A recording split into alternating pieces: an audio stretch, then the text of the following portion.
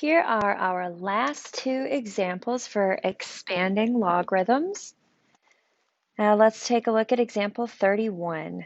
So here we can see that we have that little exponent of 2 that we need to distribute to everything inside the exponent, or inside the parentheses. Now keep in mind, you can only distribute an exponent inside parentheses to multiples.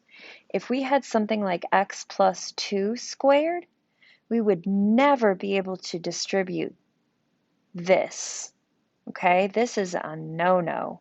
If you have something like x plus 2 squared, that's actually x plus 2 times x plus 2.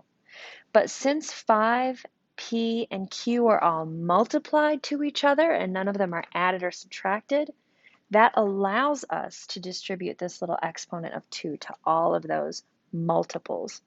So this becomes ln 5 squared, p 3 times 2 is 6, q 4 times 2 is 8. And remember, that's your power to a power property. When you raise a power to a power, you multiply those exponents. So now we can simplify 5 squared, which is 25. And we know that we can use the product property here, which will allow us to expand over addition. So this is ln 25 plus ln p to the 6th plus ln q to the 8th. And finally, we can use our power property to get rid of those exponents. And this becomes ln 25 plus 6 ln p plus 8 ln q. And let's do our last example, example 31. No, example 32. Sorry, I can't count today.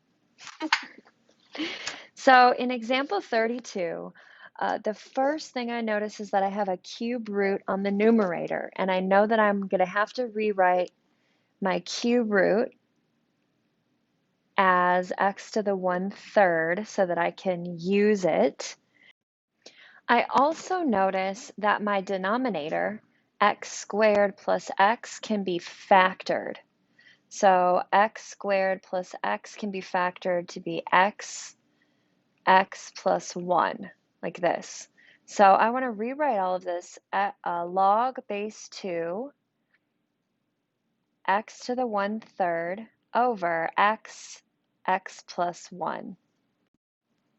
So now that I have all of this written in a more simplified fashion, I can use the quotient property, and I can expand this over subtraction. So this becomes log base 2 x to the 1/3 minus log base 2 x, well, let me use a bracket because that'll make it, there we go, x, x plus 1. That makes it a little clearer. And I'm still not finished expanding because I have some multiplication going on in here, so I can use the product property to separate that over addition. So I'm going to bring down the log base 2 x to the 1/3 minus log base 2x plus log base 2 x plus 1. And the last thing I have left to do is this part right here. I can use the power property to bring that 1/3 out front. So in the end, I have 1/3 log base 2 minus log base 2, 1/3 log base 2x minus log base 2x plus log base 2 x plus 1. And that is our final expansion of this problem right here.